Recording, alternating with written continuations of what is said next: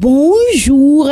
La marche de l'opposition prévue cet après-midi est ce qui intéresse la plupart des journaux parus ce jour. Vendredi de tous les dangers à Dakar, titre Réumi Quotidien, qui indique que le préfet de Dakar n'a pas interdit la marche de l'opposition réunie au sein de la nouvelle coalition Manko Wattu Sénégal. Toutefois, il ne voit pas bon œil que celle-ci soit prévue de la RTS à la place Washington en passant par les avenues Malick Sy et Blaise Diagne. Pour ce faire, l'autorité administrative a brandi l'arrêté Ousmane Ngom qui date de juillet 2011 qui interdit toute marche au niveau du plateau de Dakar. Cet acte administratif toujours en vigueur parce que non retiré, modifié par un autre ou attaqué en justice, fait office de loi ou de règlement en la matière. De ce point de vue, au regard de la simple légalité des actes, le préfet est dans son droit d'après Hassan Somb, qui note cependant que Wattu Sénégal peut décider de s'y conformer et d'attaquer l'arrêté en justice pour non-conformité avec la Constitution du Sénégal pour qu'à l'avenir il ne puisse être un obstacle. Et ce journal signale que depuis hier, les forces de l'ordre ont renforcé leur dispositif de sécurité dans toute la commune de Plateau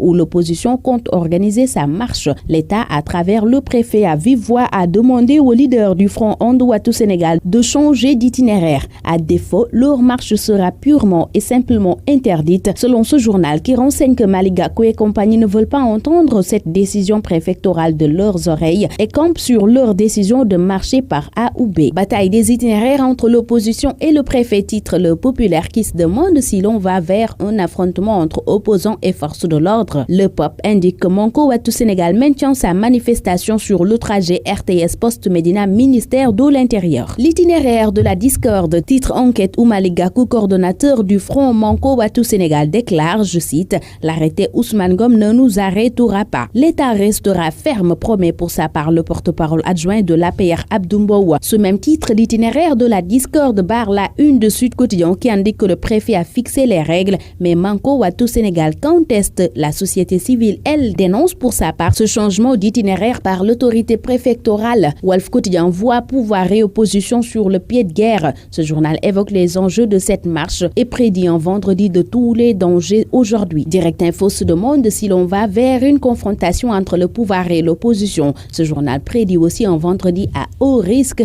à l'occasion de la marche contre les dérives du régime. Et dont Libération, Manko Wattu Sénégal promet le feu à Macky Sall après le changement de l'itinéraire de sa marche prévue cet après-midi. Retour dans Réumi Quotidien qui nous fait part du décès de Degen Chimère Diallo. C'est le monde des médias qui est endeuillé selon le journal du groupe Promo Consulting qui revient sur le parcours de la célèbre animatrice de l'émission Waref de la TFM. Degen Chimère d'une vie de battante, titre pour sa part l'Observateur qui revient également sur le décès de l'animatrice de Waref sur la TFM. Dans ce journal, Maître Babou révèle ce que Serigne Touba lui a dit en rêve sur son épouse. C'est la TFM qui a perdu sa maman, son miroir, sa référence, dit pour sa part Youssou Ndour. L'Obs revient sur l'itinéraire de la vie d'étudiante à Paris à celle d'épouse dévouée de Degen Chimère Diallo. Stade Le Quotidien du Sport rapporte d'accablantes preuves contre Nabi Bangoura, réservées contre un cadet du Sili pour la CAN des moins de 17 ans. Nous ne pouvons pas laisser tomber, déclare Maître Augustin Senghor, président de la Fédération sénégalaise de football. Pendant ce temps, le quotidien des arènes sénégalaises Sunlom révèle que Balla Gaye 2 se tue au Lac Rose pour son retour annoncé dans l'arène. Bonne lecture à tous.